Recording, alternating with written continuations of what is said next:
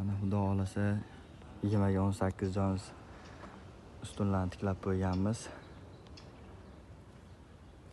Ertaga xudo xolasa mana sarroplarni kranni ko'tarib o'rnatib, tugmalarni ham pachkalab qo'yganmiz.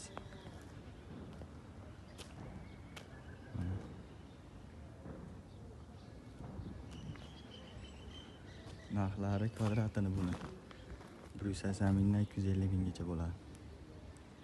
Ertaga xudo xolasa tikkan holatini ham tashlaymiz.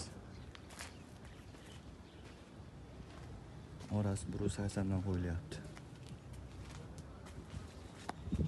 9 metr balandlik.